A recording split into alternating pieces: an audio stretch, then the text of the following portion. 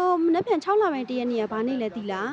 တောင်ကြီးမြို့ရဲ့တခုတီးတော့ပန်းချံကကျိုးစရာရဲ့နှစ်ဖက်6နှစ်ပြည့်မွေးနေ့ပဲဖြစ်ပါတယ်ခုမေးချင်နေတယ်တောင်ကြီးတူတောင်ကြီးသားဖစ်လာရင်ဒီပန်းချံကြီးထဲမှာအမှတ်တရတွေရှိလားပြီးတော့ဒီပန်းချံကြီးထဲမှာမရောက်ဖူးသေးတဲ့နေရာရှိလားယင်ပြီးတော့တိရစ္ဆာန်လေးတွေမှာနာမည်ရှိရဲ့သိလားယင်အော်ဒါနဲ့လေဒီပန်းချံကြီးထဲမှာရေကွန့်ရှိရအခုမှသိရ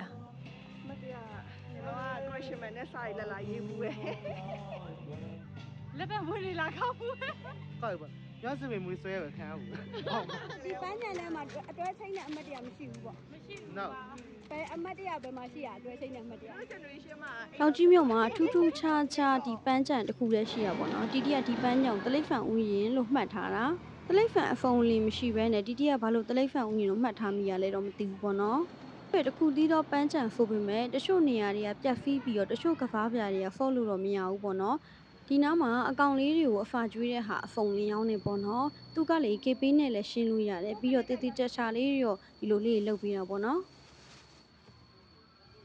အဲ့ဒါဝဝင်စားတယ်နော်ဟုတ်ပါ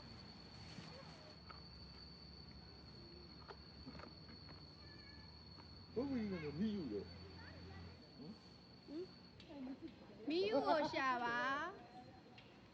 မီယူ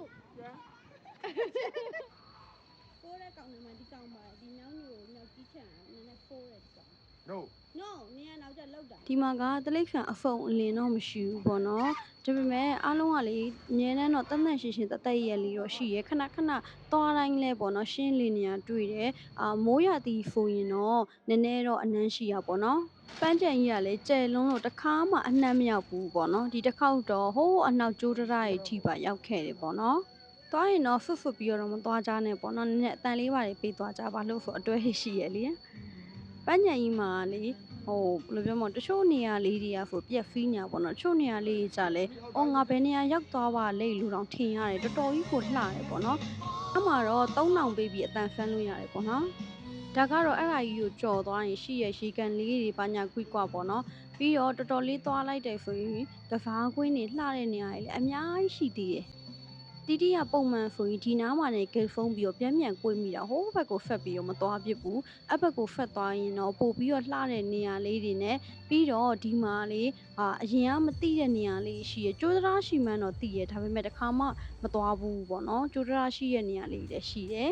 ပန်းချံကြီးတဲ့ကိုကိုရိုင်းရောက်သွားတယ်လို့ခံစားရအောင်တီတီကအသေးဖိတ်တစ်ခုချင်းပြီးရိုက်ပြထားတာဖြစ်တဲ့အတွက်ကြောင့်မို့လို့အဖုန်းတီရှူပေးကြအောင်နော်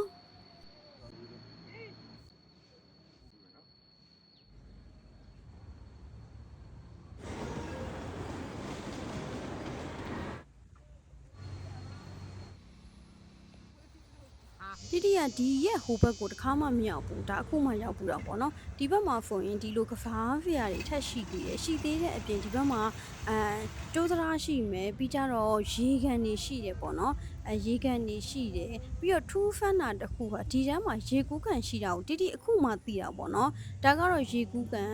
ကူးလို့တော့မရသေးဘူးထင်တယ်ရေကူးကန်ရညစ်ပတ်နေတာပေါ့နော်ဒါကပြီးတော့ကျိုးစရာပေါ့နော်ဒီကျိုးစရာကြီးကတော့တောကိုလှတယ်ဒါပေမဲ့အခုတော့ပိတ်ထားတာသူကတော့6လပိုင်းတရက်နေ့ဆိုရင်2ဖက်6နှစ်ပြည့်ပါပြီ